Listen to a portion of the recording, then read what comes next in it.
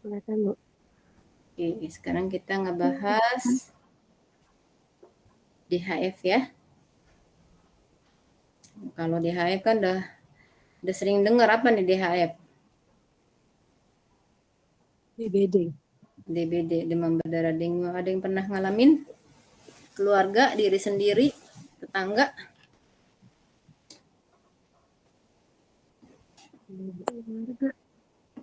Hmm? Kita Pernah aku, Bu. pernah ya?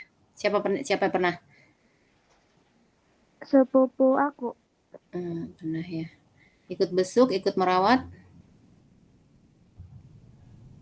Enggak, waktu itu aku masih kecil. Oh, Jadi masih enggak diizinin ke rumah sakit. tidak dilibatkan ya, tapi pernah tahu aja, oh dia sakit demam berdarah gitu, ingatnya gitu aja ya. Oke, kita mulai. Yuk, lanjut siapa tadi? Aku. Nah, ini mah gampang Ibu aja yang baca. DHF penyakit infeksi yang disebabkan oleh virus dengue ya. Jadi dia DHF itu penyakit virus ya, disebabkan oleh virus. Ciri khasnya virus waktu itu apa? Ayo. Ibu ngajar kalian atau bukan ya? Ciri khas virus. Apa bedanya virus sama bakteri? Kalau virus bisa sembuh sendiri. Kalau DHM harus, kalau bakteri harus kasih antibiotik. Kayaknya kalian deh Ibu ngajar. Kan itu patofis. Iya. Ayo lanjut. Virus dengue termasuk genus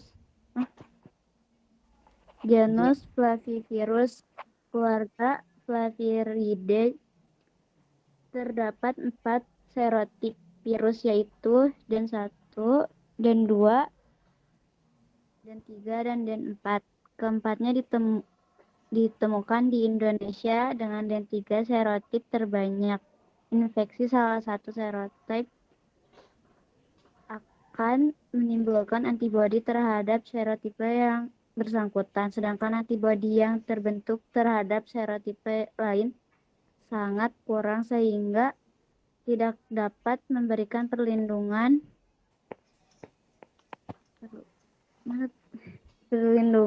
yang memadai terhadap seri tipe lain tersebut.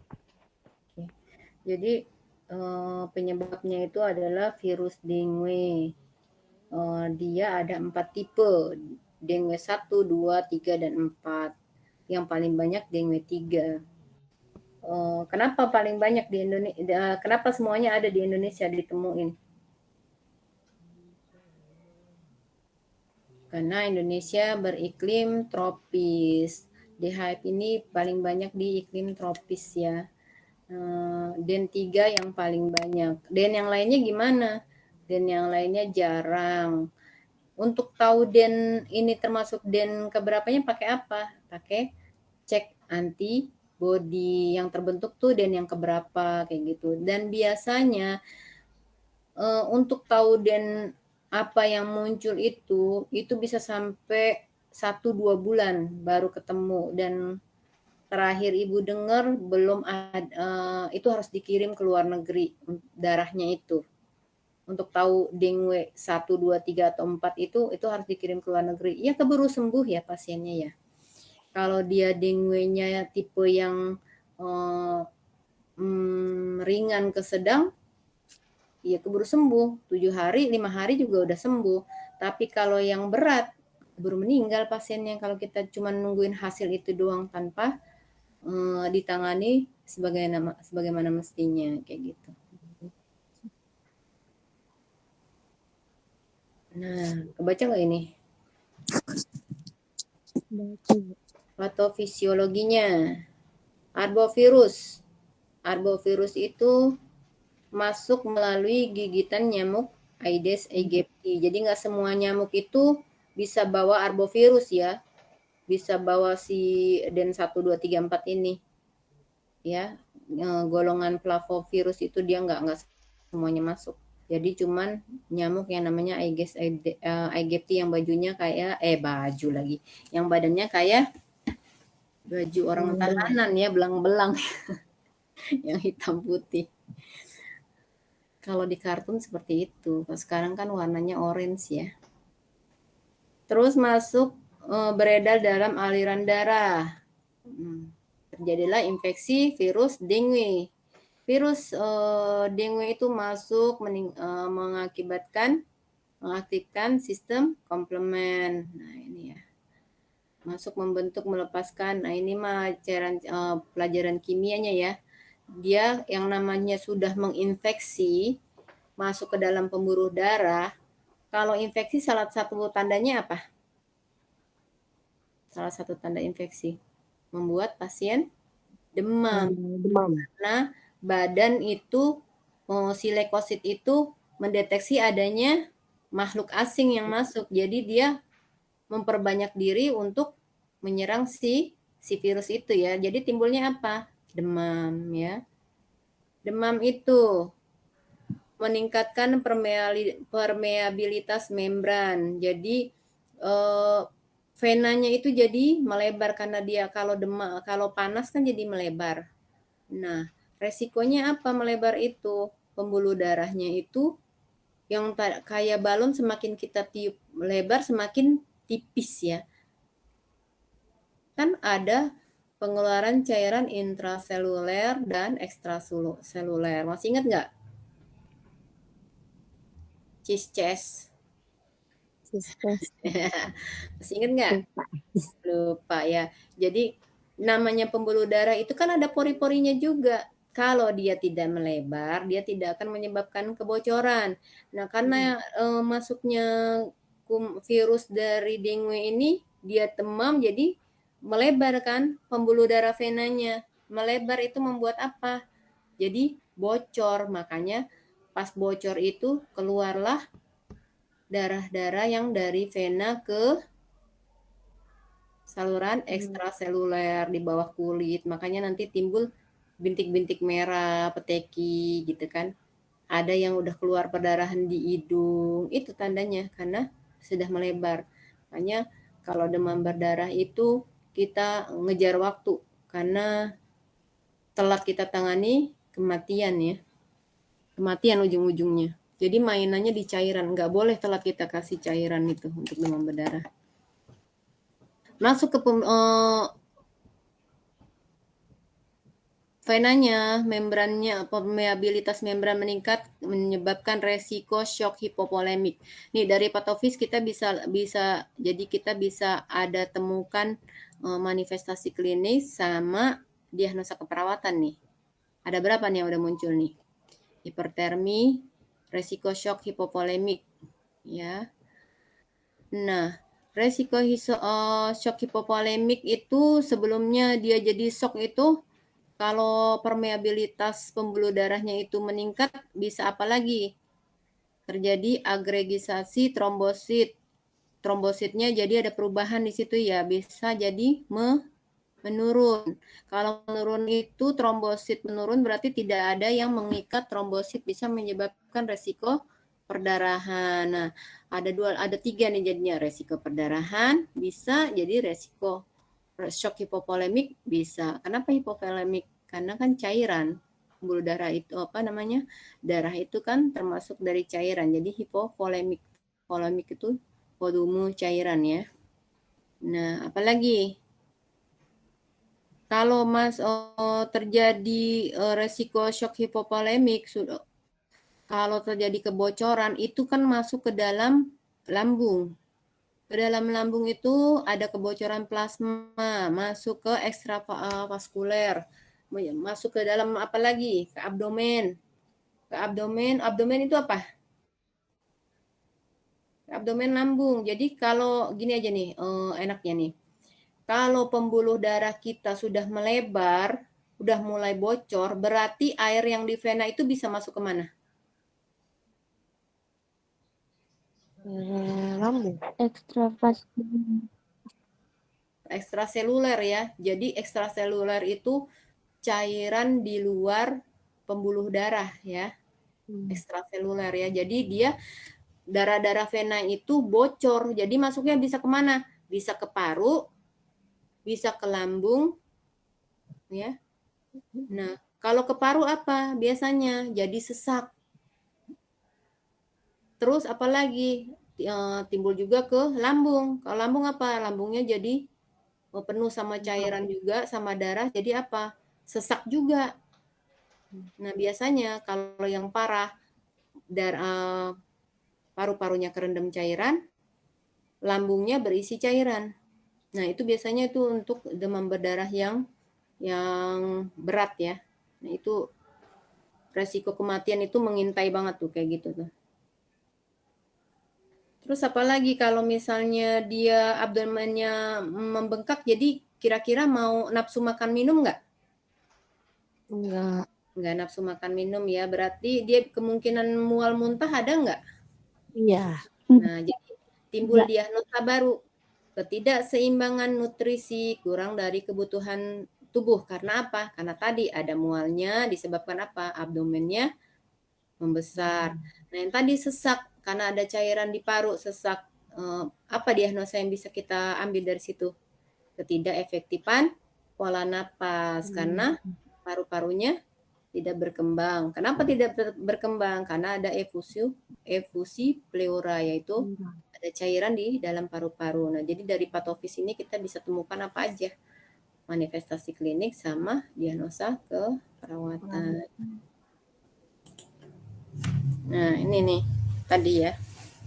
Ya, lanjut. D. Manifestasi klinis. 1. Demam dengue merupakan penyakit demam akut selama 7-2 hari ditandai dengan 2 atau lebih manifestasi klinis sebagai berikut. 1. Nyeri kepala, 2. Nyeri retroorbital, 3. Mialgia atau artralgia, ruam kulit, pteki atau uji bending positif, leukopenia, dan pemeriksaan serologi dengue positif. Di Bendung ya. Jadi kalau orang dengan demam dengue ini dia itu sakit kepalanya, terus matanya juga kayak mau copot. Mialgia itu sendi-sendi pada sakit, terus ada ruam kulit itu timbul kemerahan. Terus peteki, sebenarnya ruam kulit sama peteki hampir sama nih. Dia timbul ruam kulit, kalau peteki itu yang bintik merah yang muncul setelah diuji bendung. Kayak gimana sih uji bendung? Ditensi ya, pasiennya ditensi, dia sistoliknya berapa, diastoliknya berapa, terus dijumlahin, dibagi 2. Habis itu kita turunin lagi apa sih namanya balonnya, udaranya kita keluarin. Nah, hasil dari misalnya 110/80, jadi berapa tuh? 190. 190 dibagi 2 berapa? Bagi 2, 8 ya? 9 bagi kali 2, 18, 95 berarti ya. Jadi kita naikin tuh tensi. Kita tensi pasien sampai di angka 95. Di situ kita diamin kurang lebih 1 sampai 3 menit. Tapi biasanya nggak sampai 3 menit pasien udah timbul merah-merah tuh. Bintik-bintik di sekitar tensian itu. Di siku, lipatan siku. Kalau kita naruh pernah Nancy nggak? Udah pernah belajar Nancy belum? Udah. Tahu kan yang tempat naruh stetoskop? Iya. Nah, biasanya di tempat situ yang di brachialis ya. Di brachialis itu timbul peteki. Nah, terus apa lagi? Leukopenia. Leukopenia itu apaan? Ayo. Leukopenia apa? Kita udah belajar. Leukositnya rendah. Leukopenia itu leukositnya rendah. Biasanya ciri khas dari virus itu leukositnya rendah. Tapi nggak selalu, bisa juga dia tinggi ya, karena namanya udah terinfeksi, bisa juga dia jadi tinggi leukositosis. Pemeriksaan serologi dengue-nya positif. Dia bertanya nggak di sini? Halo. Kalau Ibu kalau misalnya pengecekannya itu berarti lebih ke kita ambil darah gitu ya, Bu? Lebih bagusnya memang ambil darah untuk tahunya. Tapi itu harus hari ketiga. Kalau baru demam kita udah ambil darah, hasilnya masih normal. Karena si kuman baru aja masuk. Dia belum bikin apa-apa, belum merusak apa-apa, baru masuk doang, baru ketuk pintu. Misalnya baru duduk aja dia di serambi. Belum masuk ke dalam rumah, belum ngacak-ngacak gitu. Kalau udah hari ketiga, terus si kuman udah ngacak-ngacak, udah masuk ke dalam rumah, baru tuh ketahuan apakah ada trombositnya menurun, apakah leukositnya menurun gitu. Yang paling gampang kita lakukan di rumah yaitu uji bendung positif. Kalau di rumah punya tensimeter, kerjain yang seperti itu untuk tahu tekinya. Dan teki itu nggak semuanya muncul teki itu kita bilang jadi positif. Dia ada banyak lebih dari 10 titik tekinya Oh, itu. jadi kalau misalnya apa TK-nya tuh lebih dari 10 itu udah kemungkinan ya, Bu? Kemungkinan DBD. Lebih. Tapi kalau Mm-mm. baru 1, 2 doang bukan. Enggak, karena yang namanya kita di bendung pasti pembuluh darah akan istilahnya kayak pembuluh darah kita bendung muncrat lah sedikit itu darah yang ada di vena, muncrat sedikit gitu. Jadi kalau baru sedikit doang mah nggak apa-apa. Tapi kalau kita bendung keluarnya banyak, oh ini resiko perdarahan nih, tekinya ada banyak gitu. Resiko di pembuluh darah tipis lainnya muncul. Mana sih yang paling sering biasanya? Nih di hidung. Di hidung kan pembuluh darahnya tuh tipis banget tuh. Makanya suka sering lihat mimisan, wah udah ada mimisan tuh jangan dianggap enteng buat pasien-pasien demam berdarah. Ya, lanjut. Udah, Bu.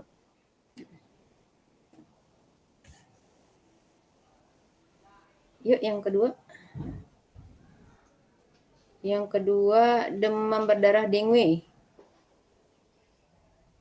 Demam berdarah dengue berdasarkan kriteria WHO 1997 ditegakkan bila semua hal di bawah ini dipenuhi. Demam atau riwayat demam akut 2-7 hari, manifestasi perdarahan yang biasanya berupa A. Uji tourniquet positif, B. Echinosis atau Pura-pura. per- perada- peradaran mukosa, perdarahan hidung, perdarahan gusi, saluran cerna, tempat bekas suntikan. D. Hematemesis atau melena. Trombositopenia kurang dari 100.000 per UI. Kebocoran plasma ditandai dengan A. Peningkatan nilai hematokrit kurang Lebih dari dari 20% lebih dari 20% dari nilai baku sesuai umur dan jenis kelamin. B. Penurunan nilai hematokrit lebih dari 20% setelah pemberian cairan yang adekuat. C. Hipoproteinemia asistensi efisi pleura. jadi kalau pertama yang kita lihat apa? Pertama apa sih tingkatannya? Baru demam dengue doang. Belum ada perdarahan, baru peteki aja yang positif. Tapi kalau udah dibilang demam berdarah dengue udah ada darah yang keluar. Dari tanda-tanda yang di demam dengue ditambah lagi darah yang keluar. Misalnya apa? Ada purpura, purpura itu titiknya lebih besar lagi daripada peteki. Ya, perdarahan mukosa. Sama tuh ekimosis juga lebih besar ya daripada peteki. Perdarahan mukosa itu di mana aja? Di mukosa hidung karena dia tipis. Perdarahan di gusi makanya dilarang gosok gigi untuk pasien yang demam berdarah. Kumur-kumur aja, misalnya pakai Listerine atau pakai kumur betadin gitu kan, ada kan namanya kumur betadin tapi bukan betadin yang buat luka ya, memang ada khusus buat kumur. Terus di saluran cerna makanya dia gampang kalau udah mual muntah itu suka ada perdarahan di perut. itu bisa muntah darah atau nanti keluarnya taunya dari mana, selain perutnya kembung dia pupnya ada warnanya agak hitam ya gitu. Terus tempat bekas suntikan keluar darah, kok kita bisa tahu gitu kan diambil darah. Diambil contoh darah itu kan ada bekas suntikan. Nah, di situ rembes terus itu darahnya. Nah, itu tuh salah satu tuh tanda-tanda perdarahan. Hematemesis atau melena itu tadi ada muntah darah atau pupnya keluar darah. Terus apa lagi tandanya? Trombositopeni, leukositnya trombositnya udah kurang dari 100.000, ini sudah indikasi harus dirawat ini. Walaupun misalnya nggak ada perdarahan ya, kalau udah ada trombositopeni, ini udah hukumnya wajib dirawat. Karena berarti dia sudah jauh di bawah normal dan resiko perdarahan. Karena kalau trombosit itu kan buat mengentalkan buat darah, mengikat darah supaya dia tidak bocor. Kalau trombositnya rendah, ini resiko kebocoran, resiko perdarahan. Terus ada kebocoran plasma, tandanya apa sih? Kan kita nanti kalau ada seri pemeriksaan demam berdarah, namanya darah rutin isinya hemoglobin, leukosit, trombosit, sama HB leukotrombo, HB hematokrit. Nah, hematokritnya ini dilihat. Kalau dia lebih dari 20% berarti udah ada kekentalan darah. Kekentalan darah itu kenapa darahnya jadi kental? Karena ada banyak plasma yang keluar dari vena. Jadi darahnya itu kental, tinggal darah doang. Kan darah itu ada darah merahnya, ada plasma yang bening-beningnya itu. Nah, yang beningnya itu keluar dia dari vena. Makanya dia jadi kental, lebih dari 20%. Itu kita harus wajib dirawat. Terus atau juga penurunan nilai hematokrit lebih dari 20%. Kok bisa turun? Keenceran artinya. Kenapa lebih dari 20%? Kok bisa begitu keenceran? Kenapa keenceran? Masukin cairan infusnya kebanyakan. Gitu. Jadi dia darahnya encer. Karena ngejar plasma yang kebuang, kita kasihin banyak-banyak tanpa pakai perhitungan. Kan pemberian cairan harus ada hitungannya. Dia derajat keberapa, cairannya bagaimana, dan berat badannya berapa harus disesuaikan. Nah, gitu ya. Terus ada apa lagi? Hipoproteinemia, protein di dalam darahnya itu rendah. Nah, iya udah pasti rendah, orang ada kebocoran. Kan protein itu fungsinya buat menambal yang bocor-bocor. Gitu ya. Asistes, efusi pleura yang tadi ada di patofis ya. Dia kalau masuknya ke dalam pembuluh ke paru-paru jadi efusi pleura, kalau masuknya perdarahannya itu rembesan plasmanya masuk ke dalam lambung menjadi asites. Asites itu gendut perutnya ya, kayak orang hamil tapi dia nggak hamil, isinya tuh cairan. Ada yang mau ditanyain? Ibu kalau misalnya kelebihan cairan itu resikonya Apa gitu? resikonya tuh apa aja sih Bu? Kalau kelebihan cairan ya sama, kan lagi bocor nih plasmanya, vena kita kan lagi bocor, kita kasih cairan berlebihan, kan berarti bocornya tambah banyak, tambah bikin paru-paru tambah kerendam air, perutnya tambah kerendam air, makin pasien jadi makin terbebani, tambah sesak, udah sesak sama paru-paru ditambah lagi kedorong sama perut yang gendut oleh cairan. Luar biasa sesaknya pasien demam berdarah itu jadinya. Itu resikonya. Dan juga selain kerendam kan jantungnya jadi nggak kuat mompa tuh karena kerendam semuanya.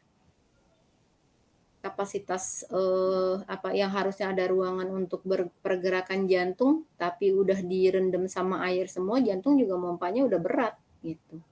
Ini resiko kematian juga ya. Jadi kita nggak boleh asal main-main cairan aja, main guyur-guyur aja, kita istilahnya guyur aja guyur gitu, nggak boleh ya, nggak bisa main kayak gitu aja. Kecuali pada pasien yang kecelakaan baru bisa. Kenapa?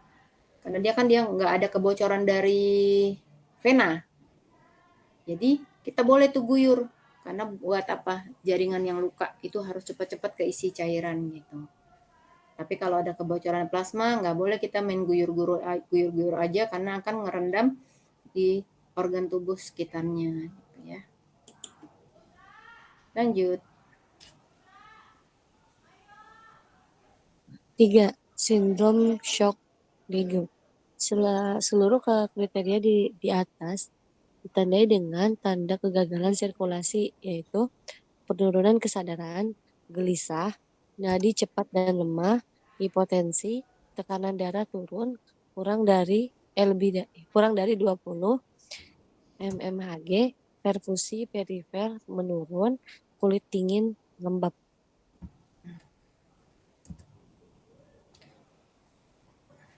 Ya, jadi tanda-tanda dari demam berdarah dengue ditambah dengan penurunan kesadaran itu namanya udah masuk DSS. Dengue Syndrome Shock. Nah, ini yang bikin kematian.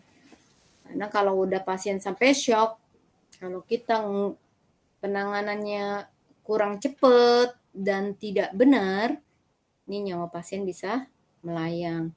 Kapan kita harus bertindak nih?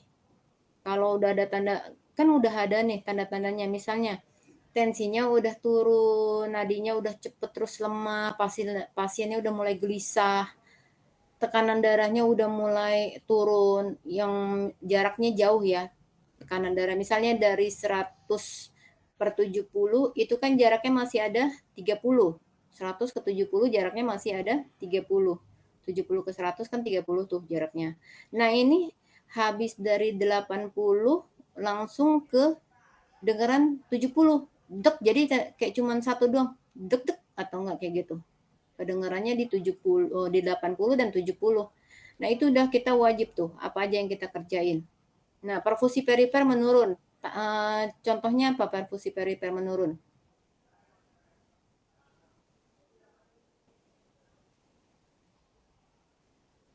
Tanda dari kalau kuku kita dilihat kan warnanya merah. Pencet kukunya sampai warnanya jadi putih. Coba praktekin. Pencet kukunya sampai warnanya putih, terus kita angkat. Langsung cepet nggak baliknya tuh? Namanya CRT. Capillary test. Capillary testnya bagus apa enggak? Dia harus kurang dari 3 detik. Kalau kurang dari 3 detik dia kembali merah, berarti kan CRT kita masih bagus. Capillary refill test, CRT. Jadi refill itu apa? Pengisian kapilernya cepat. Tes pengisian kapilernya gimana? Kalau kurang dari 3 detik dia udah kembali berisi, berarti masih bagus. Kalau misalnya lama, berarti dia perfusi perifernya udah menurun. Tuh tandanya tuh. Nanti itu buat ujian ya. Kulit dingin dan lembab tuh tanda-tandanya juga. Kenapa kulitnya jadi dingin dan lembab? Karena perfusi darah ke perifernya itu udah menurun, makanya kulitnya jadi dingin sama lembab. Kalau udah ada tanda-tanda kayak gitu, tuh kita kalau perawat smart, udah langsung tuh, apalagi ya dokter? Pasang infus 2 line. Apalagi pasang NGT. NGT tahu nggak? Nasogastric tube. Masukin selang yang dari hidung sampai ke lambung. Fungsinya apa? Yaitu kalau misalnya terjadi perdarahan di lambung, bisa langsung dikeluarin kayak gitu kan. Kalau udah ada penumpukan cairan di lambung bisa langsung dikeluarin kayak gitu. Nah, udah kayak begitu udah harus biasanya kita masukinnya kemana? Ke ruang intermediate. Intermediate itu apa? Antara sebelum masuk ke ICU. Kalau udah penurunan banget berarti dia baru masuk ke ICU. Tapi kalau baru gelisah aja, ini nggak bisa di ruangan biasa karena pengawasannya harus satu perawat harus cuma ngawasin 1 atau 2 pasien itu di intermediate ya. Nggak boleh banyak-banyak dengan kondisi pasien begini. Bisa kecolongan kita. Bisa kecolongan, pasien bisa meninggal mendadak kalau kayak begitu. Nah, udah kayak begitu untuk mencegahnya kayak gini. Nah, Ibu pernah nih yang ngalamin yang kayak gini. Jadi pasiennya udah gelisah, udah ngigok-ngigok kayak gitu, ngomong ada ada kuda terbang lah gitu kan, namanya anak-anak, terus nadinya udah cepet, udah lemah, udah hipotensi, udah dingin. Dokternya masih santai. Kebetulan ibu baru belajar PPGD waktu itu. Dokter, ini udah harus pasang infus 2 line. Dokternya masih belum mau. Tapi ibu bersikukuh. Harus dokter, ini udah mau shock kayak begini. Udah nggak bisa, dia juga udah ngigo. Tensinya juga udah rendah banget. Masih kekeh dengan ini. Akhirnya ibu minta dokter cek ulang. Kalau dokter nggak percaya sama pemeriksaan saya, dokter silakan cek ulang. Dokternya kan males tuh meriksa lagi, nggak mau ya dia. Ya udah dokter, kalau dokter nggak mau pasang IV 2 line, saya akan catat saya sudah berkolaborasi sama dokter untuk pasang IV 2 line, tapi dokter menolak. Dia takut saya gituin, ibu gituin. Akhirnya ya udah pasang gitu kan. Pasang NGT juga ya dokter, nggak usah. Kayak seolah-olah, lu kok ngajarin gua gitu kan.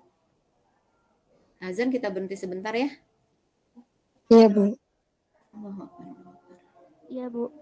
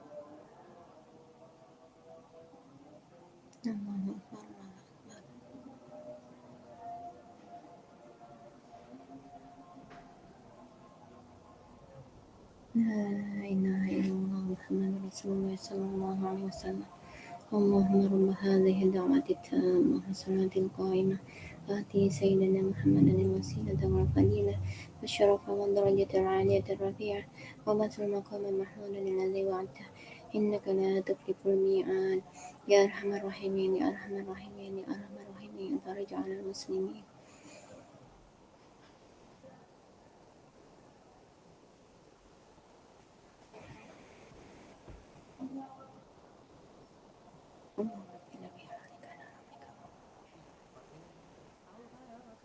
ربي اغفر لي ولوالدي ربي اغفر لي ولوالدي وارحمهما كما ربياني صغيرا ربي هب لنا الصالحين ربي هب لنا الصالحين ربي أوزعني أن أشكر نعمتك التي أنعمت علي وعلى والدي وأن أعمل صالحا ترضاه وأصلح لي في ذريتي إني تبت إليك وإني من المسلمين. يا الله بها يا الله بها يا الله بحسن الخاتمة يا الله بها يا الله بها يا الله بحسن الخاتمة يا الله بها يا الله بها يا الله بحسن الخاتمة. ربنا آتنا من لدنك رحمة وهيئ لنا من أمرنا رشدا ربنا آتنا في الدنيا حسنة وفي الآخرة حسنة وقنا عذاب النار وصلى الله على سيدنا محمد النبي الأمين وعلى آله وصحبه وسلم. Kita lanjut dulu ya, tinggal sedikit lagi. Kita selesain terus kita sholat asar. Ini yang sindrom shock dengue-nya ada pertanyaan nggak?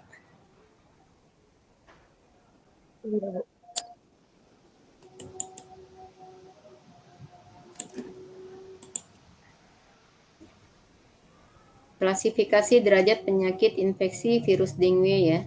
Jadi ini ada demam ada derajat 0, derajat 1, 2, 3, dan 4. Kalau derajat 0 baru dibilangnya demam dengue. Gejalanya demam 2 hari atau lebih dengan tandanya mialgia, nyeri retroorbital, pusing ya, pusing sama nyeri kepala. Kayak retroorbital itu kayak apa sih namanya, mata kayak juga mau copot saking sakitnya kepala ya. Terus derajat 1 dibilangnya demam berdarah dengue. Kenapa bisa dibilang ada demam, ada kata-kata berdarahnya? Dari gejala di atas ditambah dengan uji bendung positif yang tadi kelihatan ada petekinya. Bendung.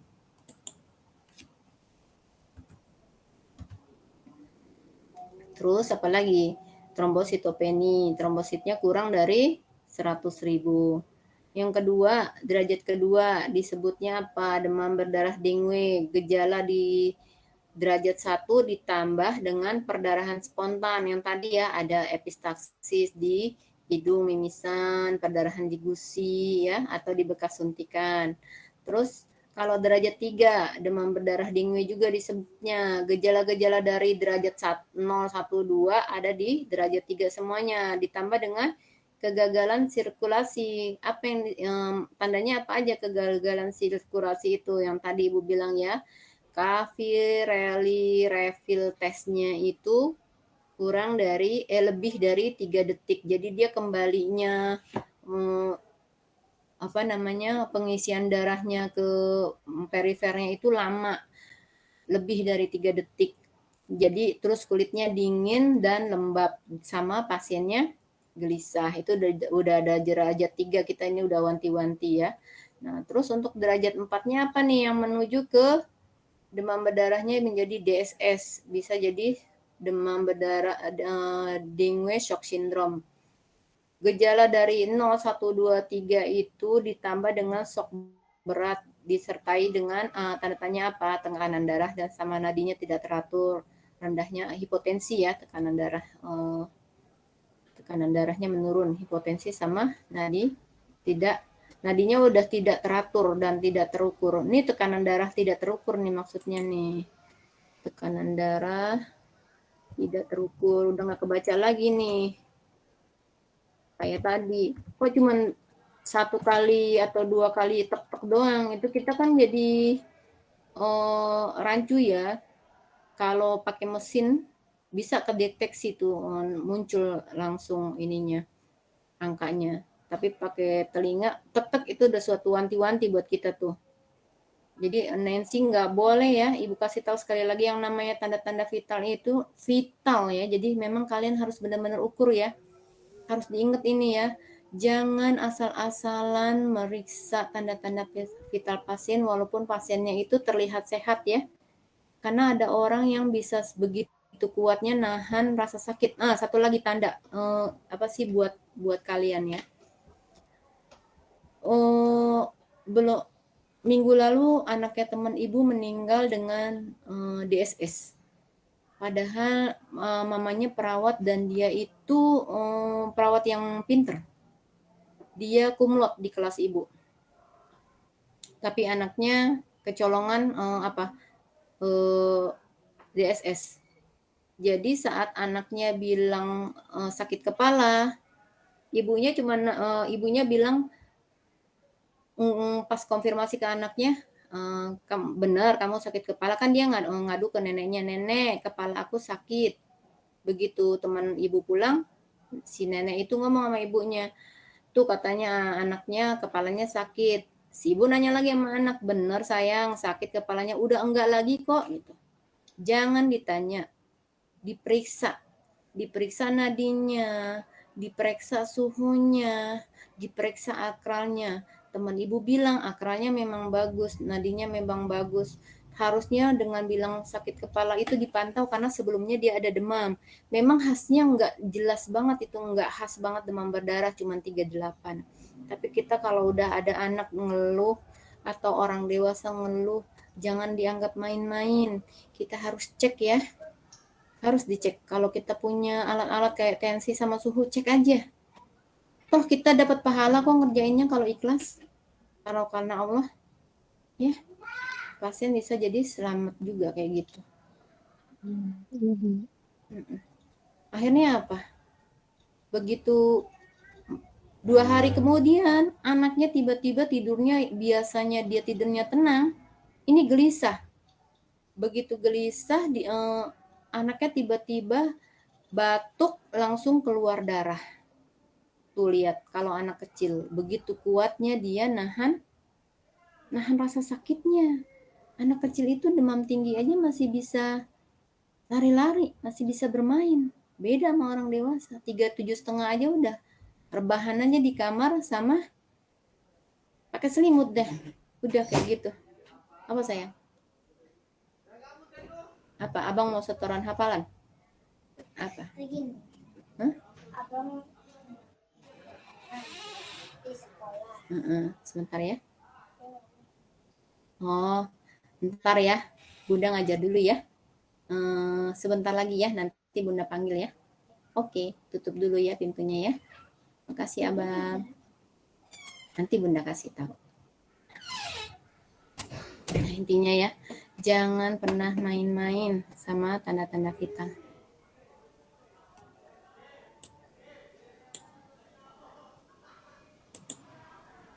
Yang selanjutnya, lanjut.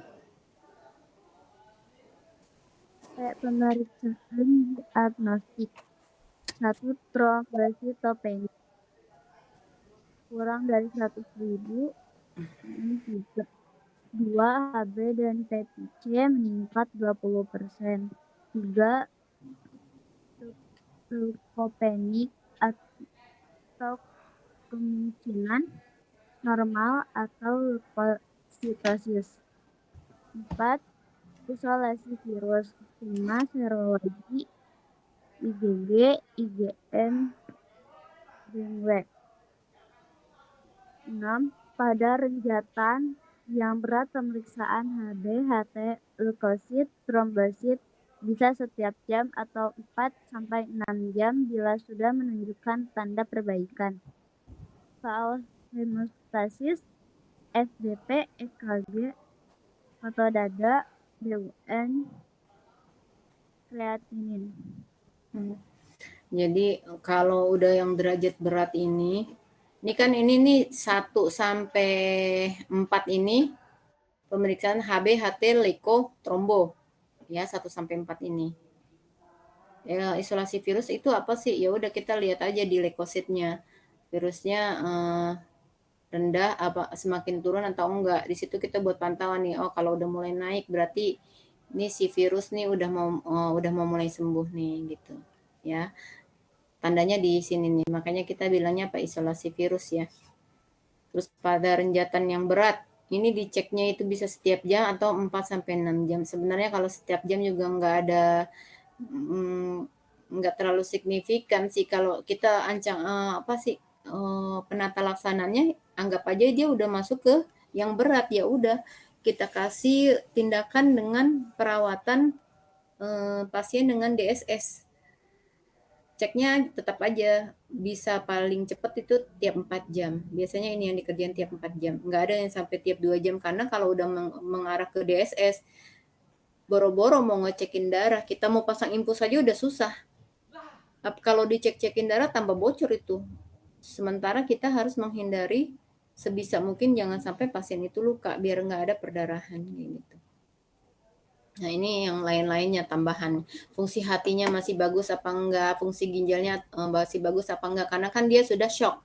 Kalau shock dia udah kekurangan cairan. Kalau kekurangan cairan kan resiko dari setiap organ yang ada itu resiko rusak ya. Makanya dicekin fungsi hatinya, fungsi ginjalnya, foto dadanya masih ada apa enggak nih penimbunan cairan di paru-paru gitu.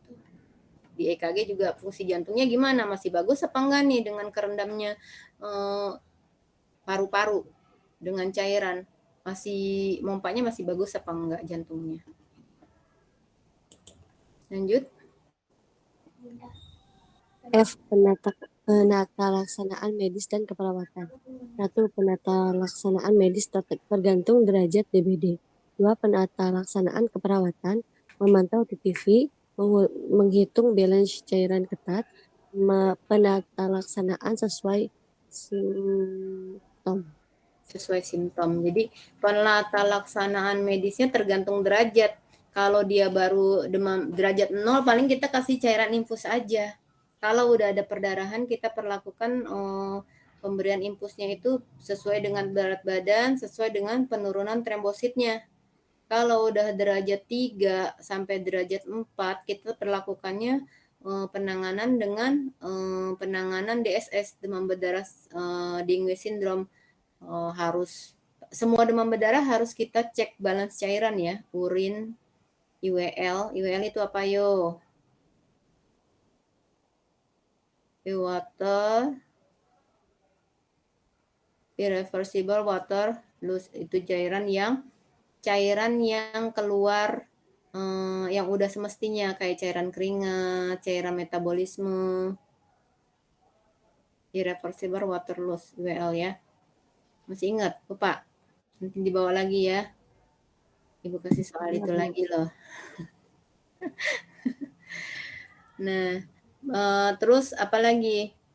Yang tadi Ibu bilang kalau udah DSS, pasang infus 2 line, pasang NGT, pantau tanda-tanda vital yang ketat, pantau balance cairan intake sama output yang keluar bagaimana. Terus kalau pelaksanaan keperawatannya itu penata laksanaan sesuai simptom itu sesuai dengan gejala. Kalau pusing kita lapor dokter, kasih obat pusing. Kalau demamnya lagi tinggi, kita kasih obat demam. Tapi jangan kan dia susah turunnya tuh. Kita kasih obat demam terus tetap sesuai dengan aturan. Kalau sehari 4 kali ya 4 kali. Kalau misalnya nggak turun ya udah biarin aja. Kita tetap pertahankan cairannya gitu. Terus apalagi yang sesuai simptom. Kalau misalnya dia perutnya ada mual, kita misalnya penata laksanaan perawatnya apa? Kasih makanan yang hangat dan tidak merangsang muntah, kayak gitu ya. Terus kalau demam, berikan kompres hangat. Terus kalau dia rasanya menggigil, berikan tempat yang nyaman, misalnya matikan AC, berikan selimut, berikan minum air hangat, kayak gitu-gitu ya, untuk pelaksanaan keperawatan. Jangan lupa kolaborasi dengan dokter, dengan tim medis lain, kolaborasi dengan keluarga. Karena apa?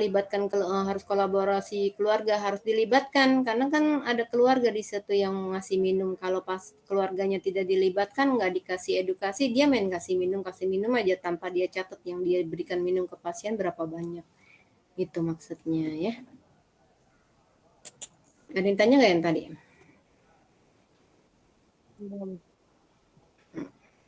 Ya lanjut.